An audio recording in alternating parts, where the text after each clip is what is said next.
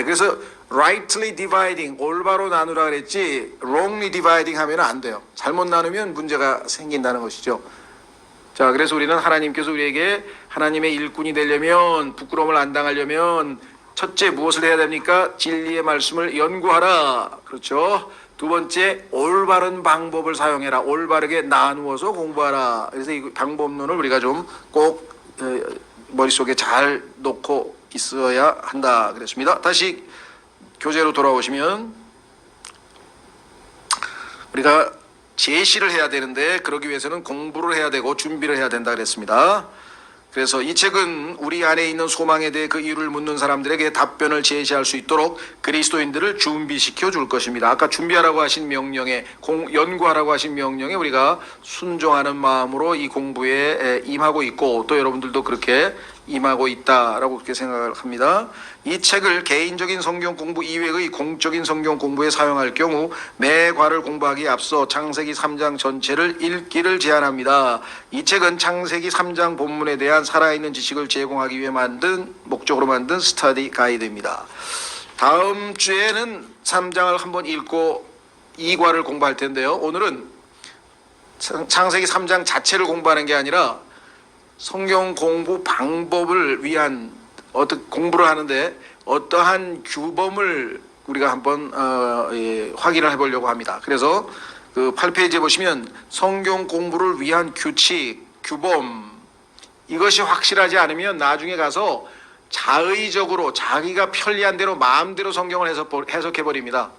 아무런 기준도 없이. 그러면은 그야말로 하나님 말씀에 어긋나는, 왜? 성경은 자의적인 자기 마음대로 해석해서는 안 된다라고 하는 베드로후서의 명령에 또 어긋나는 거죠. 근데 오늘날 모든 이단은 어디서 나옵니까? 성경의 해석자는 하나님이세요.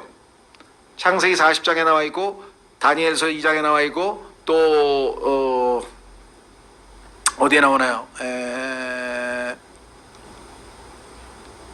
성령님께서 해석을 하시죠.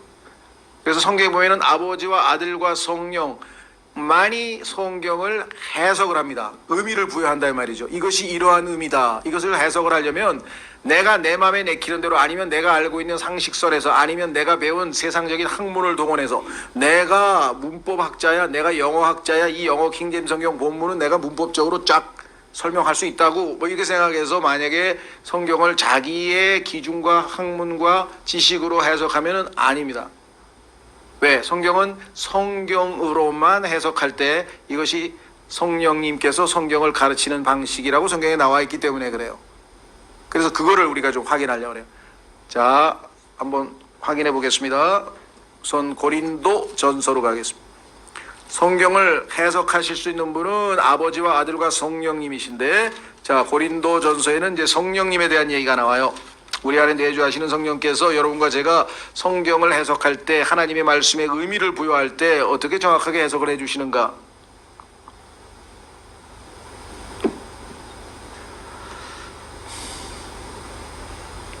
자, 2장, 고린도전서 2장 10절, 고린도전서 2장 10절.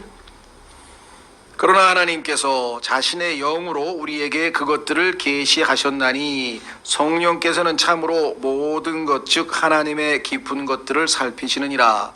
사람의 것들을 사람의 속에 있는 사람의 영 외에 어느 누가 알리요? 이와 같이 하나님의 것들도 하나님의 영 외에는 아무도 알지 못하느니라. 이제 우리가 세상의 영을 받지 아니하고 하나님으로부터 난 영을 받았으니 이것은 우리가 하나님께서 우리에게 값없이 주신 것들을 알게 하려 함이라.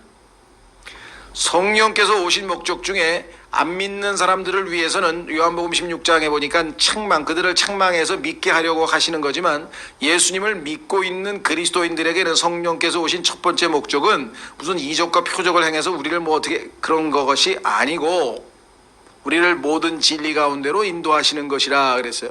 목적이 뭐예요? 알게, 우리에게 값없이 주신 것들을, 즉 하나님의 계시의 말씀들을, 하나님의 영적인 축복들을 무슨 의미인지를 알도록, 깨닫도록 하기 위한 것이 성령의 제1차적인 역사다. 그러니까 요한복음 16장 13절에서 예수님께서 성령께서 오시면 너희를 모든 진리 가운데로 인도하실 것이라는 그 말씀이 바로 이 말씀이다 이 말이에요. 그러니까 성령의 인도하심을 받는다면 하나님께서 가르치시는 성경 이 내용이 무엇인지를 이해할 줄 알아야 깨달을 수 있어야 된다는 것이죠.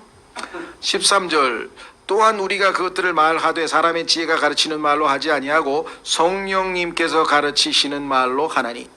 자, 강대상에 서서 성경을 가르치는 사람 치고 다 뭐예요? 나는 내가 자의적으로 내 마음대로 해석하는 게 아니고 이것은 하나님께서 가르쳐 주신 대로 한다. 뭐 다 그러잖아요. 뭐 박옥수는 안 그러고 뭐 이만희는 안 그러나요? 다 하나님께서 가르쳐 주신 대로 한다는데 우리가 보니까 아닌 것 같다 이 말이죠. 그러면 어떤 사람이 강대상에서 무슨 말을 했는데 그것이 정말 성령님께서 가르치시는 건지 아닌지를 어떻게 아느냐 이 말이죠. 여기 써 있잖아요.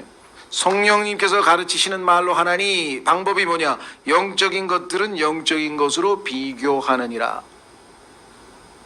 비교를 통해서 요한복음 6장 63절에 내가 너희에게 이른 말들이 곧 영이요 생명이라.